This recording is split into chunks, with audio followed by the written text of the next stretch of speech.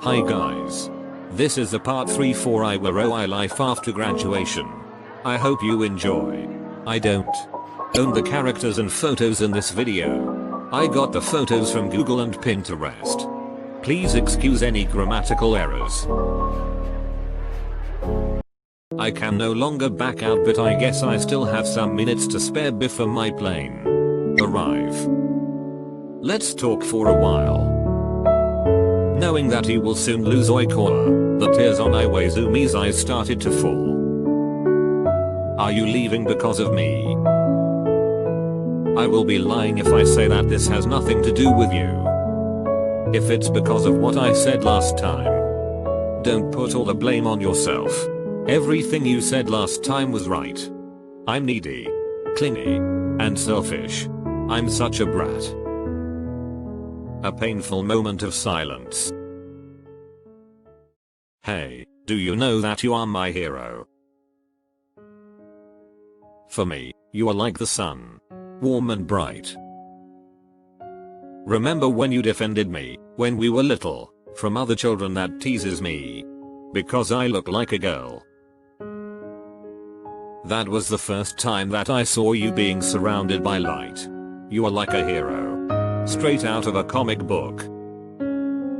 You will always wipe my tears whenever I cry. And carry me at your back every time I scold my niece. Back then, I felt like whatever happened, my hero Iwa-chan will save the day. I felt so invincible. For me, as long as you are holding my hand, I can do anything. Oikoa can hear Iwaoi's sob from the other line. He then continued. When we were in middle school, I was so happy to be a part of the volleyball team with you. You are still the same. As bright and as warm as ever. But your brightness made me anxious. People started to notice you and began to be drawn towards you. I felt like it was unfair. You are my Iwa-chan. I found you first. You should only be mine. Then I decided. I have to be the best, so Iwa-chan will only look at me.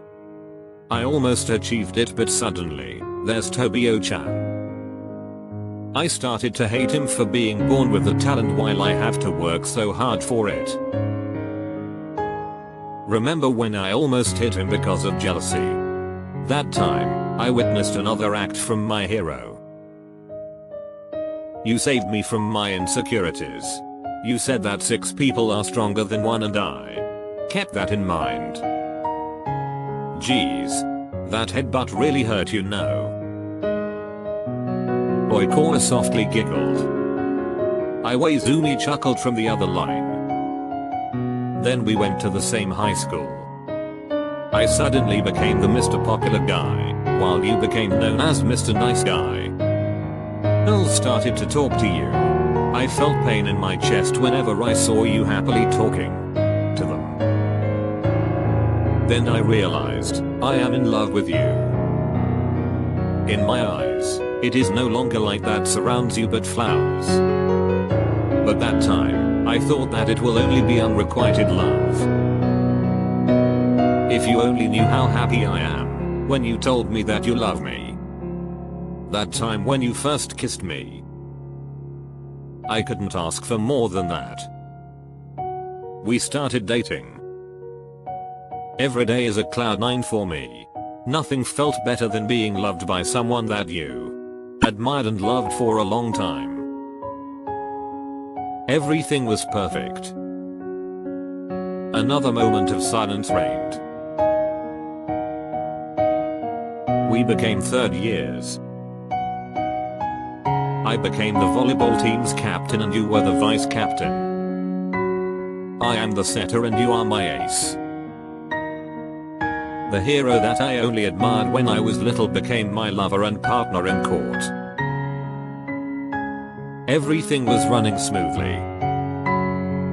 Oikoa's tears began to fall. But in the middle of our third year, I felt different. I noticed that something is wrong. Little by little, you became cold towards me. That is why I became more clingy. I felt that I will lose you anytime. I need to hold on you tightly.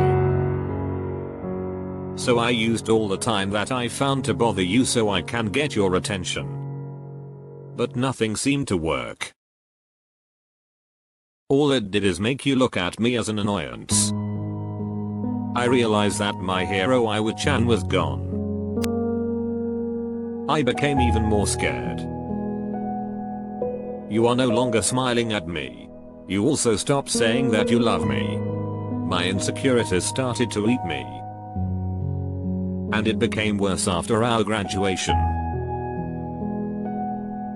I became childish and immature that I started not to care anymore if I bother you and treat me as an annoyance.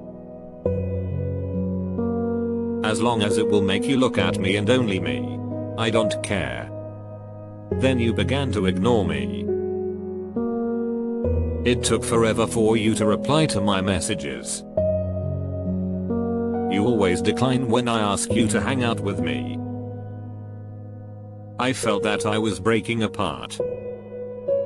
I can't help but to overthink. What if you do not love me anymore? And that idea made me feel even worse, as if I am going crazy. I can't lose you. You are my all. My hero. My son. My best friend. My partner. I can't lose you, so even how hard it is, I will hold on. But that night, when I asked you for a breakup out of anger, I never thought that you would easily agree.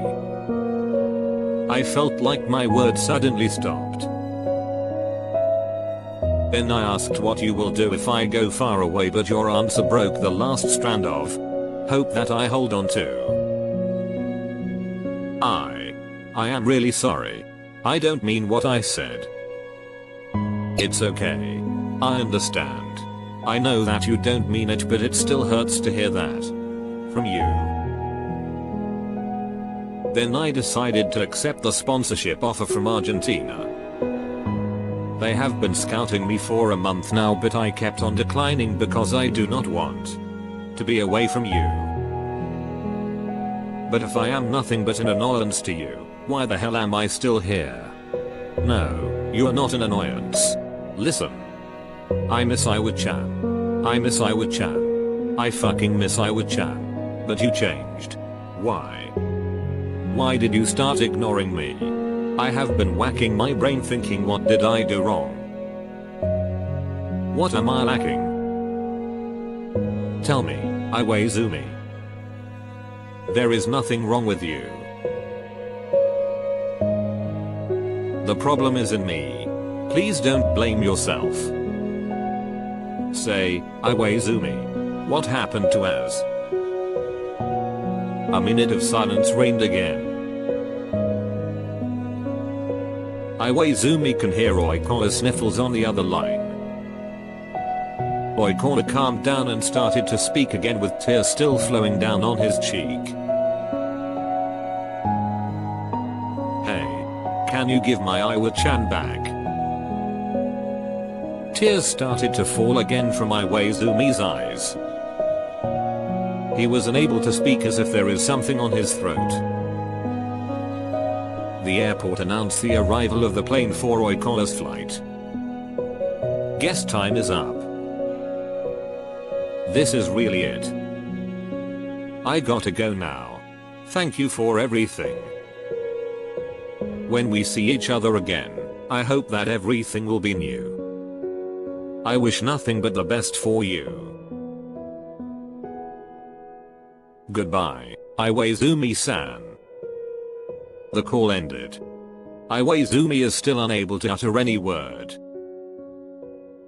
He's at Oikawa's doorstep, crouching like a child, staring at the dark sky with tears continuously flowing down on his cheeks.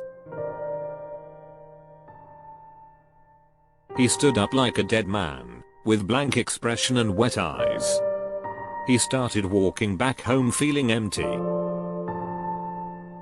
He lost him.